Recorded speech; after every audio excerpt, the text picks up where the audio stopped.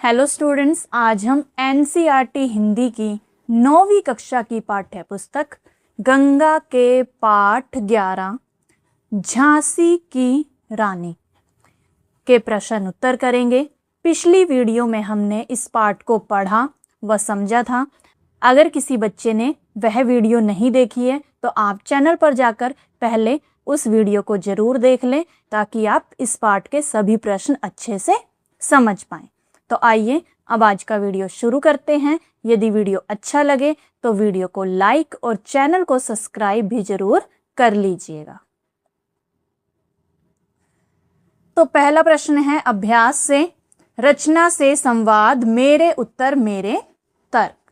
निम्नलिखित प्रश्नों के सटीक उत्तर चुनिए और यह भी बताइए कि आपको ये उत्तर उपयुक्त क्यों लगते हैं। ठीक है, तो आपको प्रश्न दिए गए हैं, उनके 4 ऑप्शंस दिए गए हैं। जो भी आपको ऑप्शन सही लगता है उसे आपको चुनना है और उस उत्तर को चुनने का कारण भी आपको बताना है। तो पहला प्रश्न देखते हैं। झांसी की रानी कविता की पंक्ति, बूढ़े भारत में भी आई फिर से नई जवानी थी मैं, नई जवानी शब्द किस भाव को व्यक्त करता है? देश का स्वाभिमान, विद्रोह की चिंगारी, स्वाधीनता का भय या भारत की युवावस्था।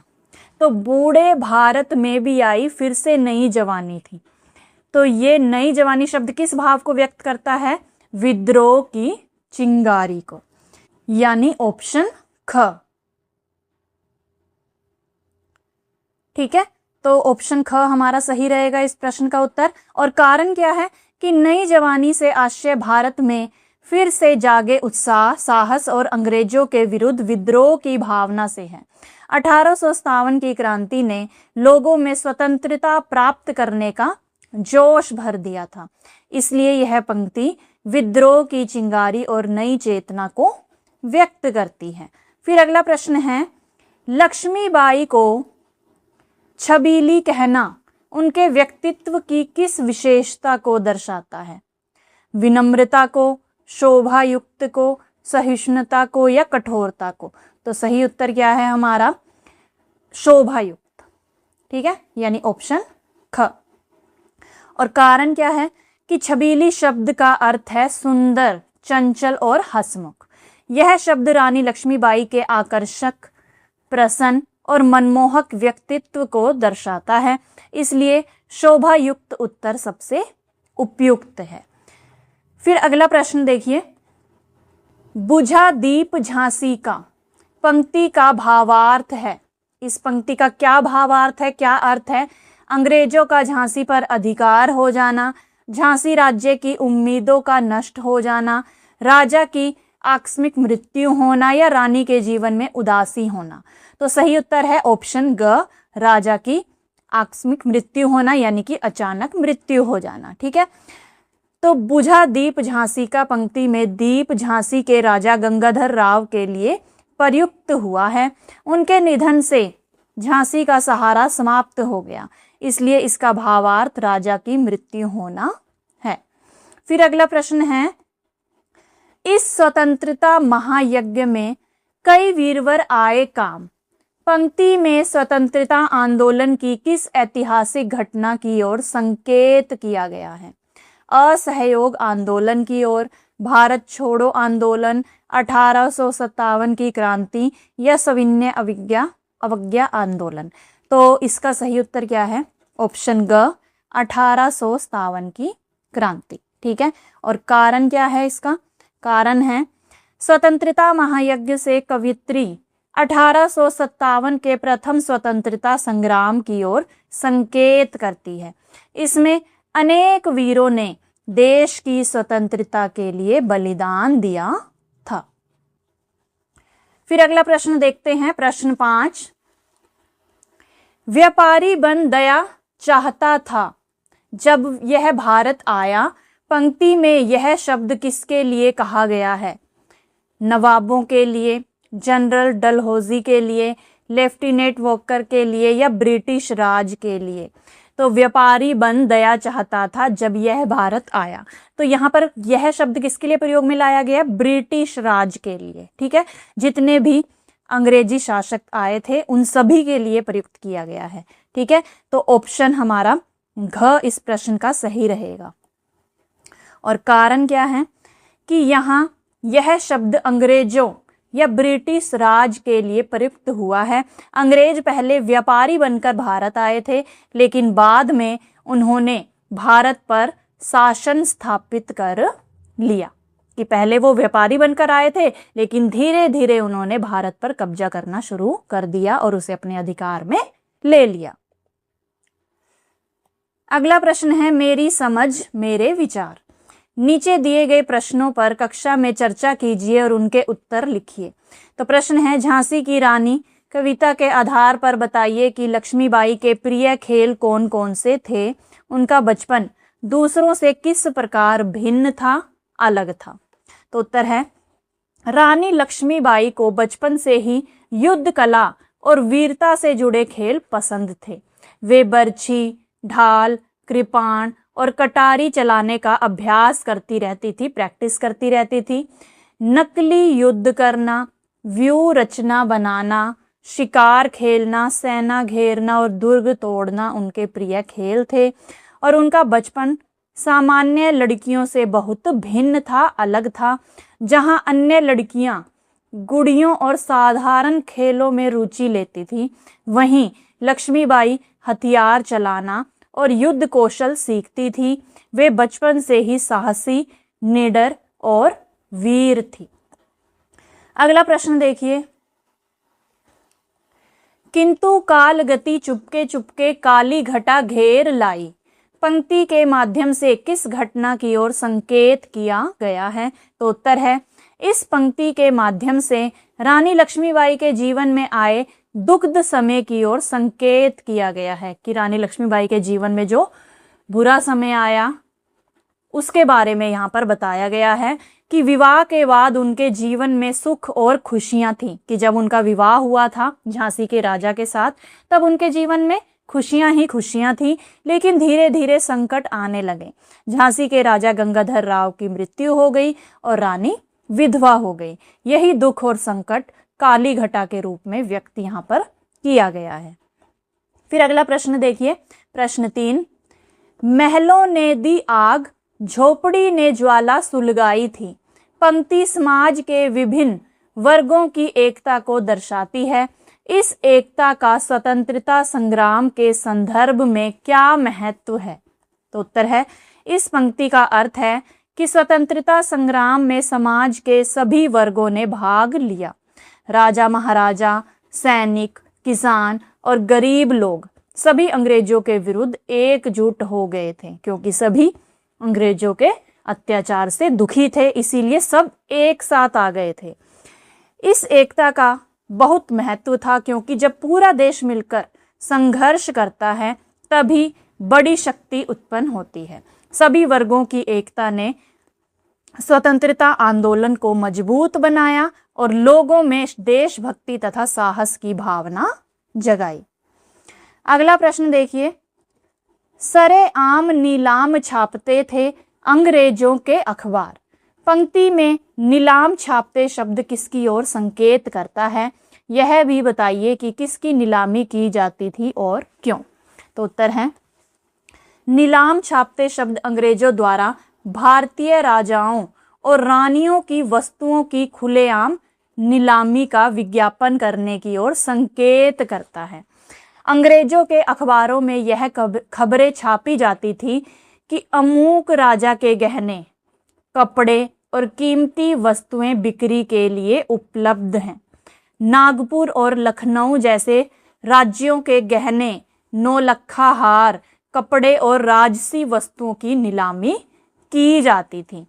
अंग्रेजों ने भारतीय राज्यों पर अधिकार करने के बाद उनकी संपत्ति को अपने कब्जे में लेकर बेच दिया। चाहे उनके जेवर थे, ठीक है, चाहे उनके कपड़े थे या कोई भी कीमती वस्तु थी राजा महाराजाओं की, उन्हें बेच दिया उन्होंने।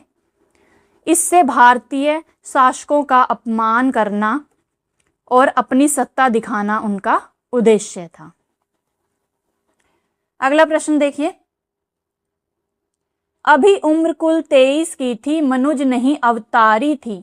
पंक्ति में अवतारी शब्द व्यक्ति के विशेष गुणों की ओर इंगित कर रहा है। कविता के आधार पर बताइए कि लक्ष्मीबाई के किन गुणों के कारण उनको अवतारी कहा गया है।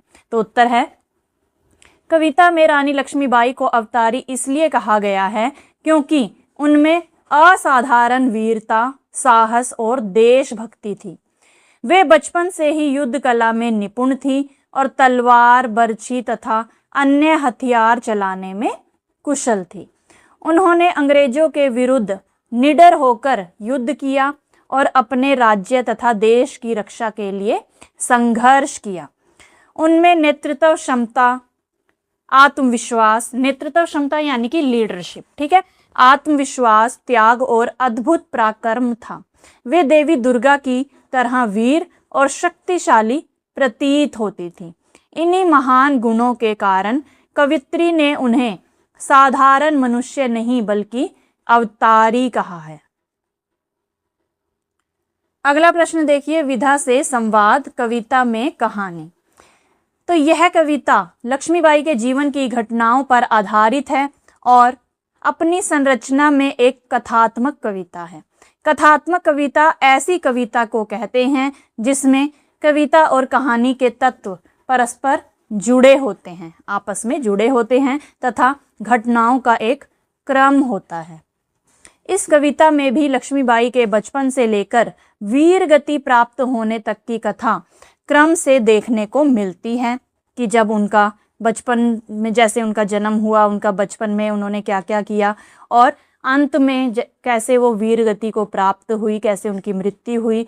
तो ये पूरी कथा को एक क्रम में यहाँ पर दिखाया गया है।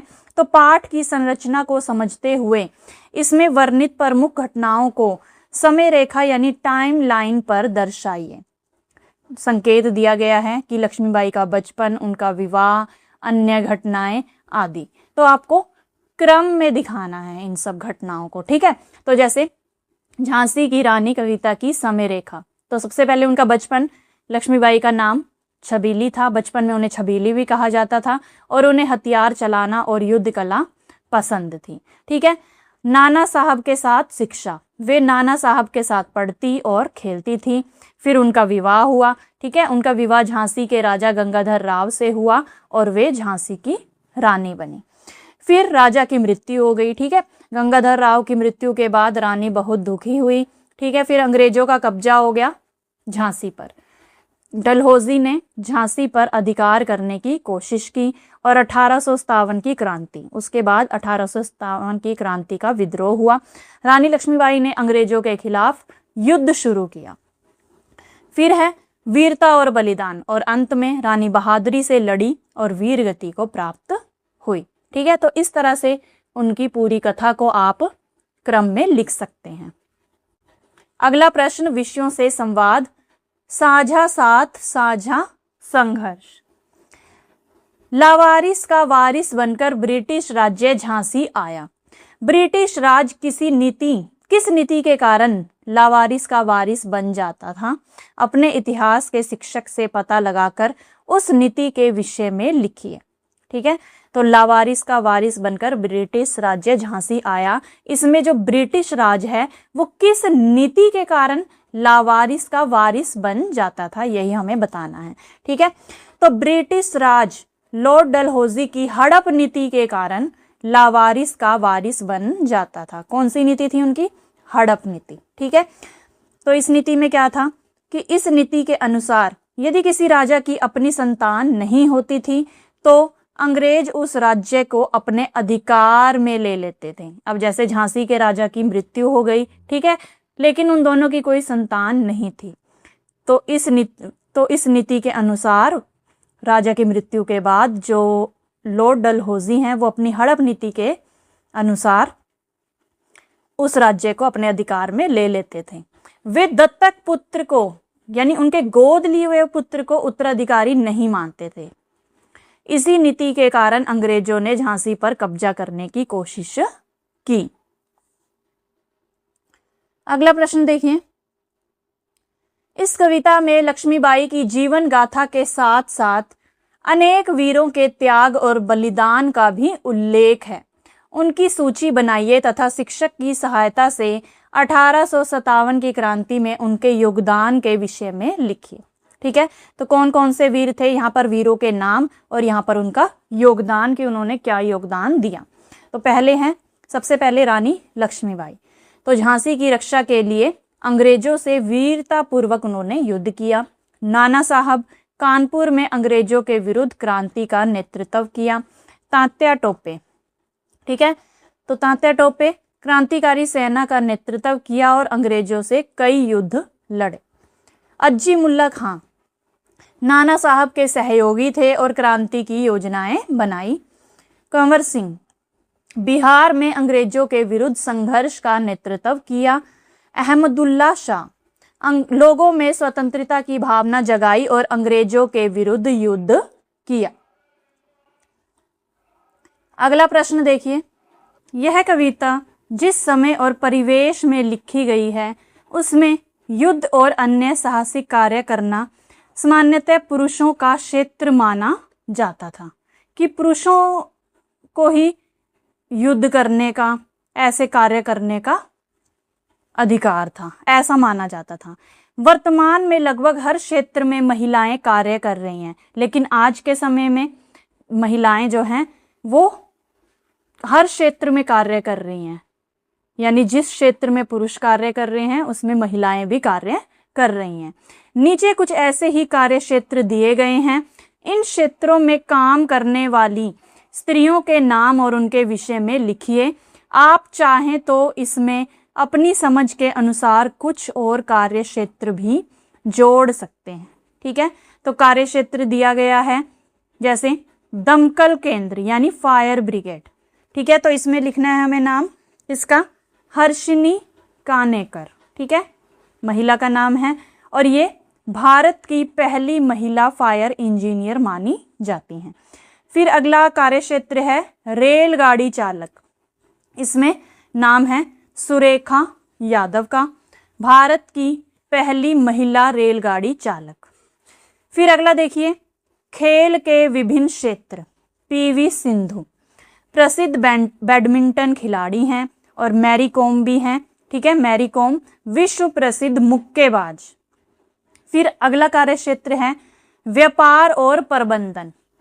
इंदिरा नूई का नाम है और ये प्रसिद्ध भारतीय व्यवसायी महिला हैं। ठीक है, फिर अगला देखिए, विज्ञान और तकनीक में कल्पना चावला का नाम, प्रसिद्ध अंतरिक्ष यात्री। और टेसी थॉम्स प्रसिद्ध वैज्ञानिक जिन्हें मिसाइल वुमन ऑफ इंडिया कहा जाता है। ठीक है, तो यानी कि हर क्षेत्र में अब महिलाएं भी पूरा योगदान देती हैं। अगला प्रश्न देखिए, कविता में 1857 के प्रथम स्वतंत्रता संग्राम से संबंधित अनेक स्थानों के नाम आए हैं। ठीक है, अनेक आएगा यहाँ पर। अपने शिक्षक की सहायता से दिए गए मानचित्र में उन स्थानों नगरों को चिन्हित करके लिखिए। ठीक है, तो आपने इस कविता को पढ़ा। ठीक है, तो इसमें अनेक स्थानों और नगरों के नाम आए हैं और यहाँ पर आपको भारत का मानचित्र दिया गया है। ठीक है, तो ये आपको मानचित्र में छोटा सा दिखाई दे रहा है, ये क्या है, दिल्ली।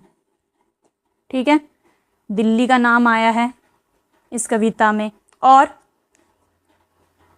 लखनऊ आया है, मेरठ आया है, कानपुर आया है। ठीक है, ये सभी कहाँ हैं, यूपी में। ठीक है, उत्तर प्रदेश में। ठीक है, तो ये है, ये पूरा जो आप देख रहे हैं ये पूरा, ये क्या है, यूपी है। ठीक है, ये सारा क्या है, यूपी है और यूपी में ही मेरठ है। ठीक है, यूपी में ही कानपुर है, यूपी में ही और क्या है, लखनऊ। और इसके अलावा बिठूर और कालपी भी कहाँ पर है, वो भी यहीं पर है, यूपी में। ठीक है, बिठूर और कालपी यूपी में ही पढ़ते हैं। ठीक है, इसके अलावा और क्या आया है, इस कविता में आया है तंजौर, मद्रास। ठीक है, तो यहाँ पर तमिलनाडु में पड़ता है तंजौर, तो यहाँ पर आप लिख सकते हैं तंजौर। ये क्या है? तमिलनाडु। ठीक है, ये है तमिलनाडु। और तमिलनाडु में क्या आता है? तंजौर, जो इस कविता में हमने पढ़ा। और तमिलनाडु की राजधानी क्या है? चेन्नई। ठीक है, जो पहले मद्रास थी। ठीक है, तो मद्रास आया है इस कविता में। और सतारा नगर का नाम भी आया है। ठीक है, जो कहाँ पर है? महाराष्ट्र में। ठीक है, तो महाराष्ट्र, ये क्या है? महाराष्ट्र है, महाराष्ट्र। ठीक है, तो महाराष्ट्र में ही क्या पड़ता है? सतारा।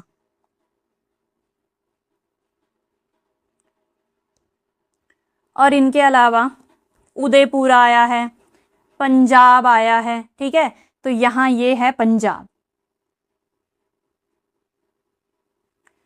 उदयपुर है कहां पर? राजस्थान में। ठीक है, ये राजस्थान रहा।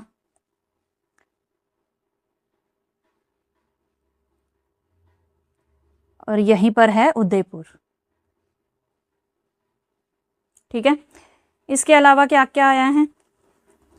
मध्य प्रदेश में पड़ता है झांसी और ग्वालियर। ठीक है, तो ये है मध्य प्रदेश यानी एमपी। ठीक है, तो इसी में क्या है? झांसी और ग्वालियर। इसके अलावा जैसे पटना भी आया था, तो पटना कहाँ पड़ता है? बिहार में। ठीक है, तो ये है बिहार, और बिहार में ही क्या है? पटना। ठीक है, और ये है बंगाल, बंगाल का भी नाम आया है। तो इस तरह से आप भारत के मानचित्र में 1857 के प्रथम स्वतंत्रता संग्राम में आए स्थानों के नाम जो हैं वो चिन्हित कर सकते हैं। अगला प्रश्न है भाषा से संवाद, व्याकरण की बात, शब्द एक अर्थ अनेक। कानपुर के नाना की मुंह बोली बहन छबीली थी।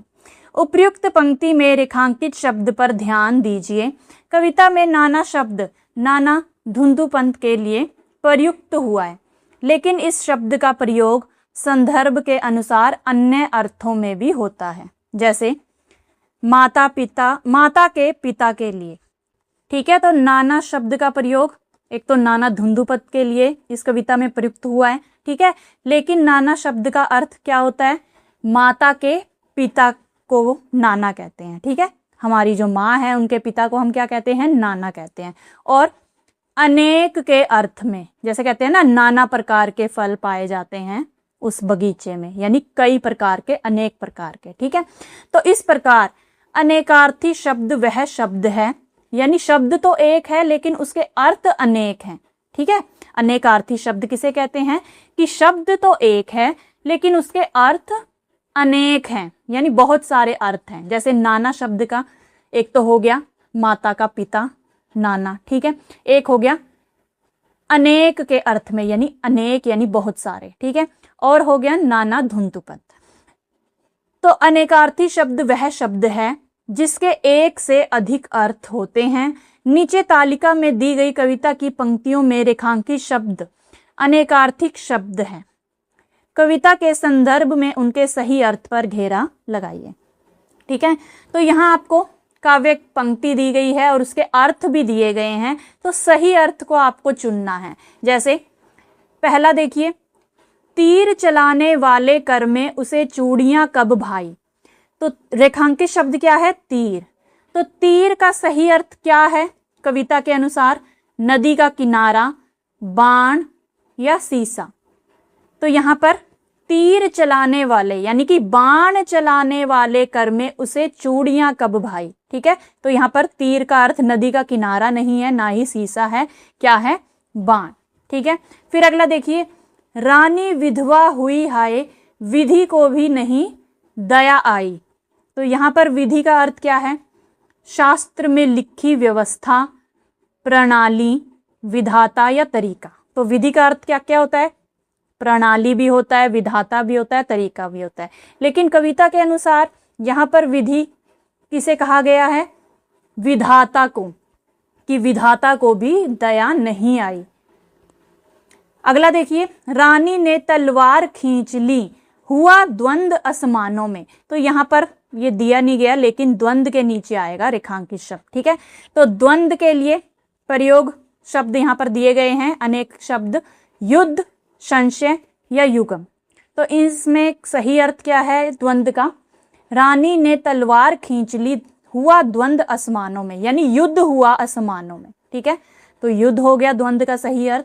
फिर अगला देखिए, हो मदमाती विजय, मिटा दे गोलों से चाहे झांसी। तो यहाँ पर गोलों का सही अर्थ क्या है? किसी पदार्थ का गोल पिंड, रस्सी, सूत, बर्फ का गोला, तोप से दागने वाले गोले या नारियल। तो मिटा दे गोलों से चाहे झांसी, तो यहाँ पर गोलों का अर्थ है तोप से दागने वाले गोले। ठीक है, तो ये अर्थ है इसका। फिर अगला देखिए, मिला तेज से तेज, तेज की वह सच्ची अधिकारी थी। तो यहाँ पर तेज का क्या अर्थ है? आभा, गति, तेज चाकू या धार। तो इसका सही अर्थ क्या है? आभा, कि उसकी मिला तेज से तेज, यानी उसकी आभा से आभा मिली। वैसे तेज को गति भी कहते हैं, तेज धार चाकू भी कहते हैं। ठीक है, लेकिन यहां पर कविता के अनुसार सही अर्थ है आभा। अब अगला प्रश्न देखिए, कानपुर के नाना की मुंह बोली बहन छबीली थी, मेरठ, कानपुर, पटना ने भारी धूम मचाई थी। उपयुक्त पंक्तियों में रेखांकित शब्दों की वर्तनी पर ध्यान दीजिए। दोनों शब्दों की वर्तनी में थोड़ी भिन्नता है। कई बार रचनाकार कविता की लय, अर्थ की लय इत्यादि को ध्यान में रखते हुए भाषा के स्तर पर इस प्रकार का प्रयोग करते रहते हैं। ठीक है, अब देखिए यहाँ पर कानपुर शब्द और यहाँ पर भी कानपुर शब्द, और यहाँ पर है कानपुर और यहाँ कानपुर। ठीक है, केवल ऊ की मात्रा का अंतर है। तो ऐसे प्रयोग रचनाकार क्यों करते हैं? कविता की लय, अर्थ की लय इत्यादि को ध्यान में रखते हुए भाषा के स्तर पर इसका प्रयोग करते रहते हैं। और इस कविता में अन्य शब्दों के भी ऐसे प्रयोग मिलते हैं, उन्हें ढूंढकर लिखिए और कक्षा में चर्चा कीजिए। इसी पाठ्य पुस्तक की अन्य कविताओं में भी आपने ऐसा प्रयोग देखा होगा, जहां किसी शब्द की मानक वर्तनी से भिन्न वर्तनी का प्रयोग किया गया हो। अपने शिक्षक के साथ इस विषय पर चर्चा कीजिए। चर्चा से उभरे बिंदुओं को लिखकर उन पर अपने शिक्षक के साथ पुनः चर्चा कीजिए कि ऐसे प्रयोग क्यों किए गए हैं। तो इस प्रश्न का उत्तर देखिए, कविता में मानक वर्तनी से भिन्न प्रयोग, कविता में प्रयुक्त शब्द और मानक वर्तनी में भी यहाँ पर दिए गए हैं। जैसे कविता में आया है शब्द कानपुर, ठीक है, और मानक वर्तनी में इस तरह से लिखा जाता है संग संग, बुंदेलो बुंदेलो, गुमी यानी गुम हुई या खोई, बिरानी वीरानी, नवाबों नवाबों, चेती यानी सचेत हुई या जाग उठी। और ऐसे प्रयोग क्यों किए गए हैं? तो क्यों किए गए हैं? कविता की लय और तुक बनाए रखने के लिए, कविता को संगीतात्मक और प्रभावशाली बनाने के लिए, उस समय की बोलचाल और क्षेत्रीय भाषा को दर्शाने के लिए, भावों को अधिक स्वाभाविक और आकर्षक बनाने के लिए, लोक भाषा और काव्य शैली का सौंदर्य बढ़ाने के लिए, लोक भाषा और काव्य शैली का सौंदर्य बढ़ाने के लिए। तो ये लाइन जो है दोबारा रिपीट हो गई है। ठीक है, तो इन सभी कारणों के कारण जो है ऐसे प्रयोग किए जाते हैं। अगला प्रश्न है मुहावरे। दूर फिरंगी को करने की सबने मन में ठानी थी। उपयुक्त पंक्ति में दृढ़ निश्चय करने के अर्थ को व्यक्त करने के लिए मन में ठान लेना वाक्यांश का प्रयोग हुआ है, जो एक मुहावरा है। मुहावरे ऐसे वाक्यांश होते हैं जो अपने शाब्दिक अर्थ से भिन्न एक विशेष और लाक्षणिक अर्थ व्यक्त करते हैं। इनके प्रयोग से भाषा में सौंदर्य और प्रभाव उत्पन्न होता है। कि मुहावरों के प्रयोग से क्या होता है? भाषा में सौंदर्य और अलग ही प्रभाव जो है वो उत्पन्न होता है। पाठ में से चुनकर कुछ पंक्तियां नीचे दी गई हैं। उन पंक्तियों में आए मुहावरे ढूंढकर लिखिए और उन मुहावरों का प्रयोग करते हुए नए वाक्य भी बनाइए। आपकी सुविधा के लिए एक उदाहरण दिया गया है। ठीक है, तो यहाँ पर दिया गया है, काव्य पंक्ति दी गई है, प्रयुक्त मुहावरा की उस पंक्ति में कौन सा मुहावरा है और नया वाक्य आपको बनाना है। तो पंक्ति है, अब के जनरल स्मिथ सन्मुख था, उसने मुंह की खाई थी। तो ये तो हो गया काव्य पंक्ति। और मुहावरा क्या है इसमें, मुंह की खाई यानी मुंह की खाना। और वाक्य क्या बनेगा नया, मोहन ने सोचा था कि वह आसानी से जीत जाएगा, लेकिन अंत में उसे मुंह की खानी पड़ी।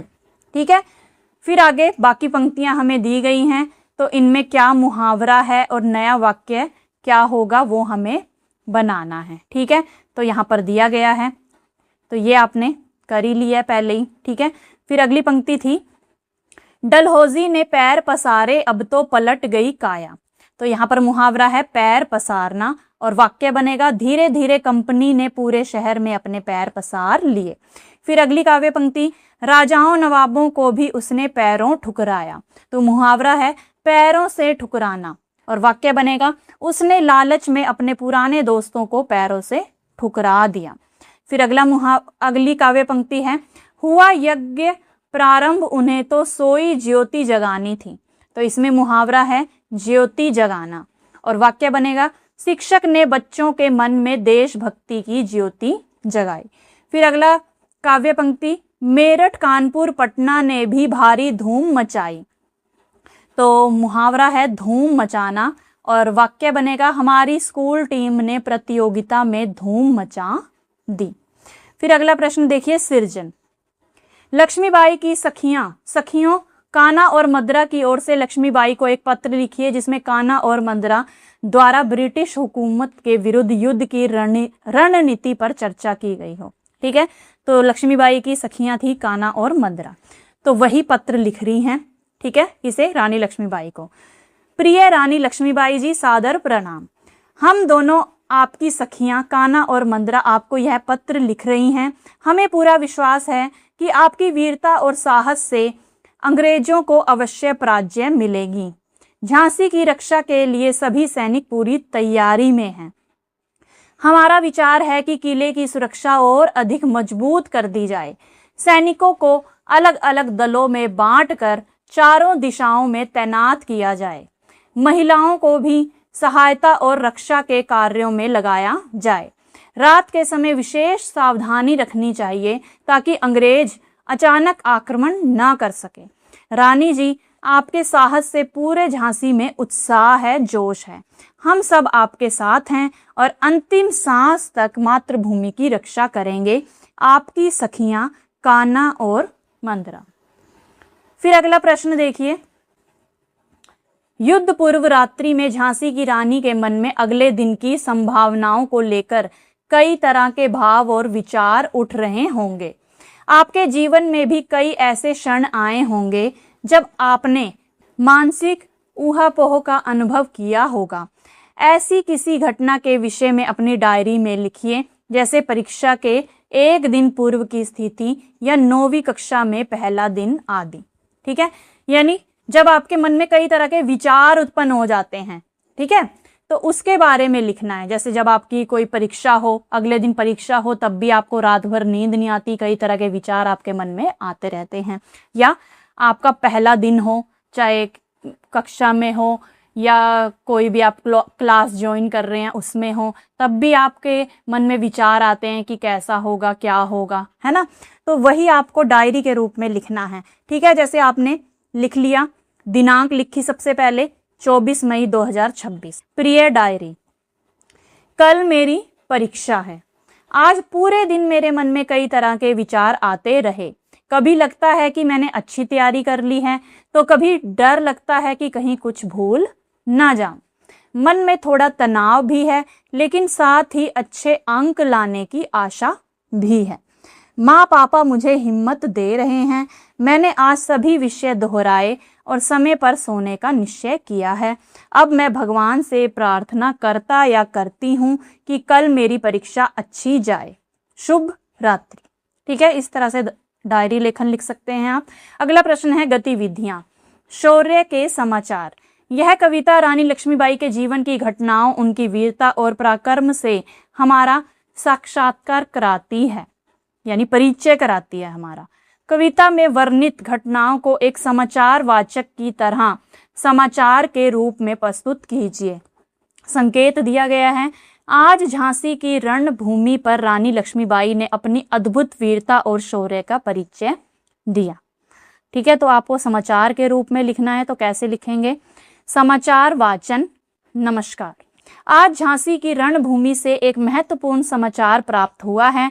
झांसी की रानी लक्ष्मीबाई ने अंग्रेजों के विरुद्ध युद्ध में अद्भुत वीरता और साहस का परिचय दिया है।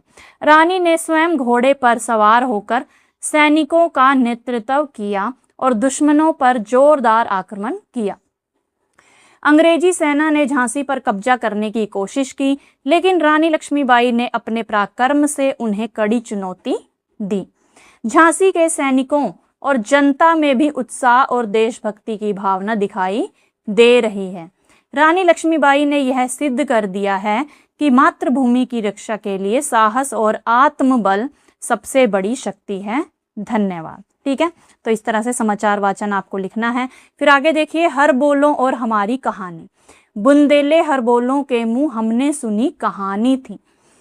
तो हरबोला बुंदेलखंड क्षेत्र में रहने वाले लोक गायकों का एक समुदाय है, जिन्होंने रानी लक्ष्मीबाई की वीरतापूर्ण गाथा को अपने गीतों के माध्यम से जन जन तक पहुंचाने का काम किया।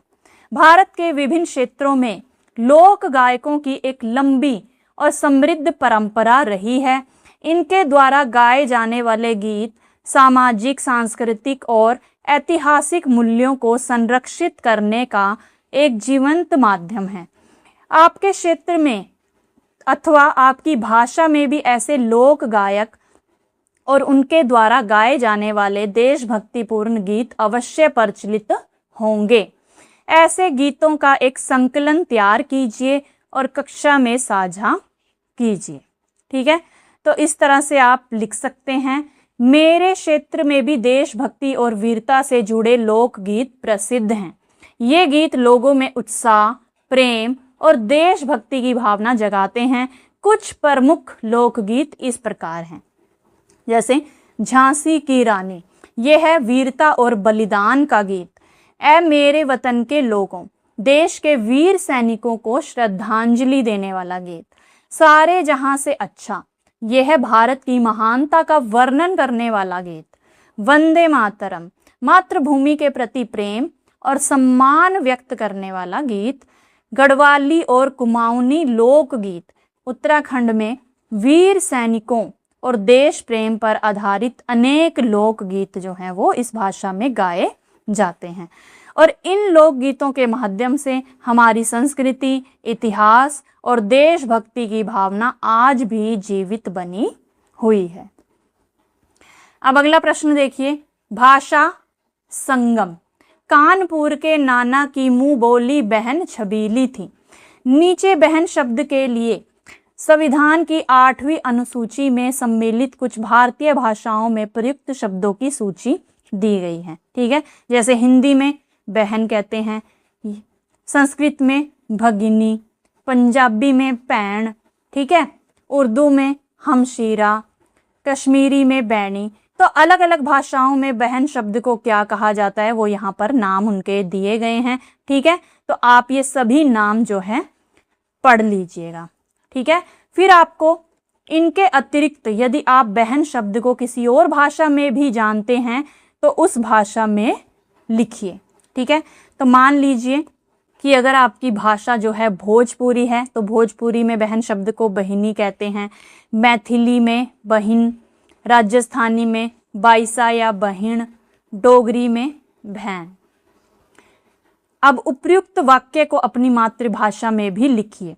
ठीक है, जो ऊपर वाक्य दिया गया था सबसे ऊपर हमें, तो उसे हिंदी में लिखा गया है कि कानपुर के नाना की मुंह बोली बहन छबीली थी। अब हमें इसे किसी अन्य भाषा में लिखना है, जैसे मान लीजिए भोजपुरी में लिखें अगर हम, तो कानपुर के नाना के मुंह बोली बहिनी छबीली रहली। ठीक है, तो इस तरह से भोजपुरी में इस वाक्य को लिखा जाएगा। और अगर आपकी भाषा हिंदी है तो वाक्य इसी तरह से रहेगा। अब अगला प्रश्न है, झरोके से कविता में लक्ष्मीबाई की दो सखियों कान्हा और मंदरा का उल्लेख मिलता है जो युद्ध क्षेत्र में अंत तक लक्ष्मीबाई के साथ रही। लक्ष्मीबाई की सहेलियों में ऐसी ही एक और वीरांगना का नाम आता है जिनका नाम था झलकारी बाई। इन्होंने भी भारतीय स्वतंत्रता संग्राम के दौरान बहुत ही वीरता के साथ अंग्रेजों के विरुद्ध लड़ाई लड़ी। नीचे दिए गए लेख को पढ़कर आप 1857 के स्वतंत्रता संग्राम में उनके योगदान के विषय में जान सकते हैं। ठीक है, तो ये केवल आपकी जानकारी के लिए है। ठीक है, तो ये चित्र आप देख पा रहे हैं झलकारी बाई का। ठीक है, तो उनके योगदान के बारे में यहाँ पर बताया गया है कि 1857 के प्रथम स्वतंत्रता संग्राम में उन्होंने भी बहादुरी से लड़ाई लड़ी थी। ठीक है, तो ये आप पढ़ लीजिएगा जिससे आपको उनके योगदान के बारे में जानकारी मिलेगी। फिर अगला प्रश्न है, खोजबीन।